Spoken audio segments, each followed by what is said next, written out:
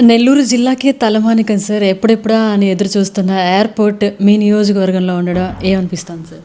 మా అధినేత అయినటువంటి శ్రీ నారా చంద్రబాబు నాయుడు గారు మాకు ఇచ్చినటువంటి కానుక దామారం ఎయిర్పోర్ట్.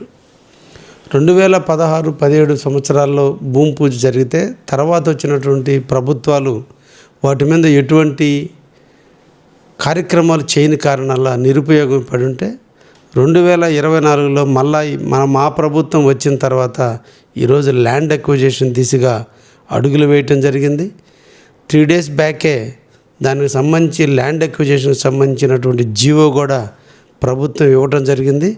అంటే అభివృద్ధి వైపు పార్టీ పరుగులెడుతుందనే దానికి అది ఒకటే నిదర్శనం. 18 నెలల్లోనే ఈరోజు జీవో వచ్చింది. ల్యాండ్ అక్విజిషన్కి రైతాంగానికి అందరికీ తొందరలోనే పేమెంట్లు ఇవ్వబోతున్నారు. 2026 సంవత్సరంలో టెండర్లన్నీ పూర్తి వర్క్ కూడా ప్రారంభం అవుతున్న ఒక ఆశపడటం కూడా జరుగుతుంది. ఇది నెల్లూరు జిల్లాకి ఒక తలమానికమైనటువంటి ఎయిర్పోర్టుగా, ఇది భవిష్యత్తులో ఇంటర్నేషనల్ ఎయిర్పోర్ట్గా కూడా అభివృద్ధి చెందే దిశగా నెల్లూరు, ఎందుకంటే అన్ని రకాలుగా పారిశ్రామికంగా అభివృద్ధి జరగబోతుంది. ఇటువైపున కృష్ణపట్నం, అటువైపున రామాయపట్నం, మధ్యలో కొన్ని ఈరోజు ఇఫ్కో సెస్లో కూడా ఇండస్ట్రీలు రాబోతున్నాయి. కావలి నియోజకవర్గంలో చాలా ప్రాంతాలు ఇండస్ట్రియల్గా అభివృద్ధి చెందబోతున్నాయి. వీటన్నిటికీ మధ్యలో ఎయిర్పోర్ట్ ఉంది కాబట్టి ఈ ఎయిర్పోర్ట్ని బేస్ చేసుకొని చాలా ఇండస్ట్రీస్ రాబోతున్నాయి. ఇవన్నీ జరిగితే మన కావలి నియోజకవర్గంలో ఉన్న దామారం ఎయిర్పోర్ట్ అనేది చాలా అభివృద్ధి చెందుతుంది. దీనివల్ల కొన్ని వేల మందికి జీవనోపాధి జరుగుతుంది. కొన్ని వేల మందికి ఉపాధి కల్పన జరిగే దిశగా ఉంటుంది. కావలి కనకపట్నం దిశగా కూడా అడుగులు వేయబోతుంది.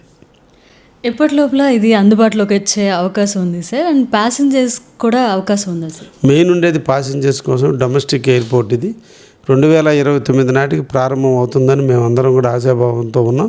తప్పకుండా ఆ విధంగా మా ముఖ్యమంత్రి గారు కూడా దాని మీద చాలా ఇంట్రెస్ట్గా ఉన్నాడు. తొందరగా దాన్ని పూర్తి చేయాలనేటువంటి దృఢ సంకల్పంతో ఈ రాష్ట్ర ప్రభుత్వం పనిచేస్తుంది. కేంద్ర ప్రభుత్వం కూడా నెల్లూరు ఎయిర్పోర్ట్ని ఒక ప్రతిష్టాత్మకంగా తీసుకొని దీన్ని ప్రారంభించాలనే ఆలోచనతో ఉన్నారు.